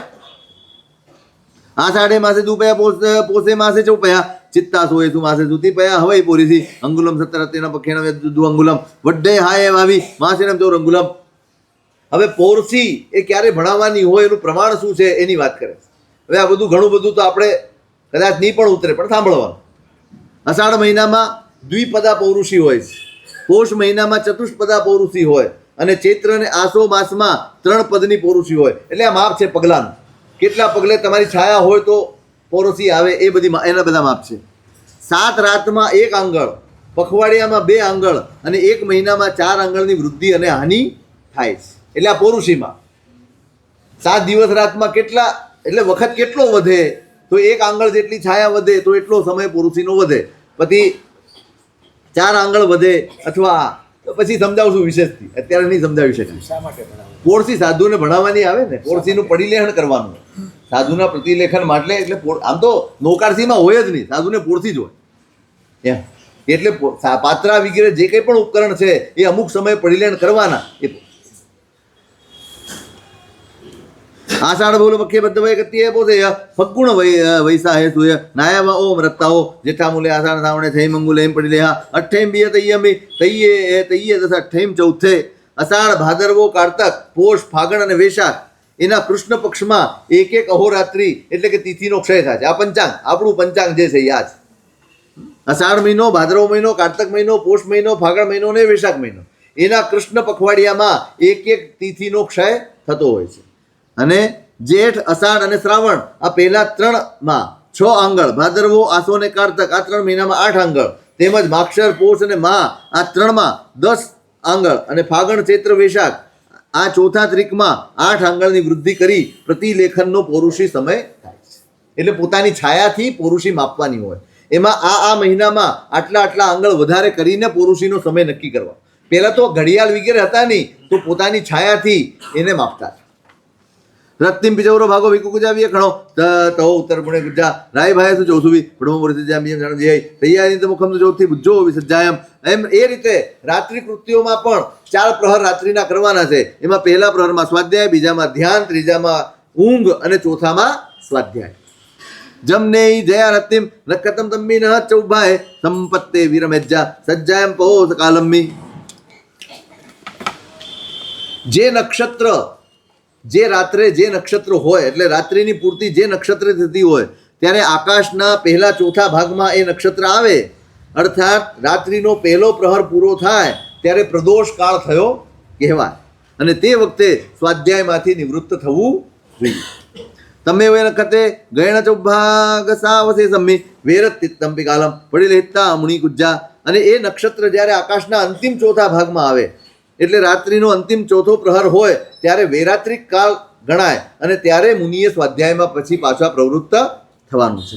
ખૂબ વિલંબી ચૌભાઈ પડી લેતા ભંડેમ ગુરુ મંદિર જેમ ગુજ્જા દુઃખ વિમોક્ષણમ. પછી દિવસના પહેલા પ્રહરના ચોથા ભાગમાં પાત્ર વગેરે ઉપકરણનું પરિલેહન કરી ગુરુને વંદના કરી અને દુઃખ મુક્ત કરનારા એવા સ્વાધ્યાયમાં જોડાઈ જવું જોઈએ. પોરીસીય ચૌભાઈ વંદિતાનંદો ગુરુ અપરિકમિતા કાલસ્ય ભાયણમ પડી રહે. પૌરુષીના ચોથા ભાગમાં અર્થાત પોણી પૌરુષી વીતી જાય ત્યારે ગુરુને વંદના કરીને કાલનું પરિલેહન કરી અને પાત્ર વગેરેનું પરિલેહન. આ બધી મોટા ભાગની ક્રિયાઓ અત્યારે હવે યોગોદ્વહન કરીએ ને ત્યારે બચી છે. રેગ્યુલર દિવસમાં ઘણી બધી ક્રિયાઓ નથી બચી. મોહ પોતે મળી લેતા પડી લેતે ગોચ્છગમ ગોચ્છગ લઈ અંગુલીઓ વથા એમ પડી લે. હવે પ્રતિલેખનનો વિધિ બતાડે છે. મુખ વસ્ત્રિકાનું પ્રતિલેખન કરી અને ગુચ્છા વગેરેનું પરિલેહન કરે. આંગળી વડે ગુચ્છાને પકડીને પછી વસ્ત્રનું પરિલેહન કરે. ઉડ્ડમ થિરમ તુર્યમ ભૂમમાં તમે પડી લે તો વિયમ પફ ફોડે તૈયમ ચપુણો પમજ્જા અણચ્ચાવિયમ અવલિયમ અણાનુબંધિમ અમોસલિમ ચેવ છપપુરીમાં નવા ખોડા પાણી પાણ વિસોહણમ આરબડા સમદા વજ્જે આવા મોસરી તૈયા ફોડા જવથી વિખિતા વૈયા છઠ્ઠા. પેલા તો ઉત્કળુક એટલે આમ ઉભળક આસન ઉપર બેસવાનું છે. પછી વસ્ત્રને ઊંચું કરે, સ્થિર રાખે અને ઉતાવળ કર્યા વગર આંખથી જોઈને બહુ હળવેથી એનું પ્રમાર્જન કરે. અને પ્રતિલેખન કરતી વખતે વસ્ત્રને કે શરીરને આમ તેમ ઢોલાવે નહીં અને નજર પણ વસ્ત્રની બહાર જવા દે નહીં. વસ્ત્રનો ભીત વગેરે સાથે એનો સ્પર્શ પણ ન થવા. હવે એમાં દોષ કયા લાગે? પૂરું પરિલેહન કર્યા વગર વસ્ત્રને બીજા વસ્ત્રની સાથે મૂકી દેવું, પરિલેહન કરતી વખતે હવામાં ઉડ્યા કરે એ રીતે વસ્ત્ર પકડવું, અને આમ તેમ બીજા કોઈ કપડા સાથે અડતા પરિલેહન કરે, જોરથી ઝાપટે અથવા તો જેનું પરિલેહન નથી થયું એવા વસ્ત્રમાં પરિલેહન કરેલું વસ્ત્ર મૂકી દેવું, અને હાથ વગેરેની મુદ્રા જે પ્રમાણે બતાડી છે પરિલેહન કરતી વખતે એના કરતાં આડીઅવળી મુદ્રામાં પરિલેહન કરવું, આ બધા એના દોષો છે. પડિસિલંબલોલા એગા મોસા અનેક રૂપ ધુવણા પુણે પાવાણી પામાય સંકીય ગણનો ગુજ્જા. વસ્ત્ર ઢીલો પકડવું અથવા ખૂણા લટક્યા કરે એ રીતે પકડવું, જમીન સાથે ઘસાય એ રીતે પકડવું, અથવા એક જ નજરમાં આખું વસ્ત્ર જોઈ લેવું, આ બધા જ દોષો પ્રતિલેખનના દોષો છે. અણુણાય રિત્ત પડી રહ્યા અવિવચ્ચા સાથે હેવય પડમમ ભયમ પસત્તમ શેષાણી ઉપસત્થાયમ.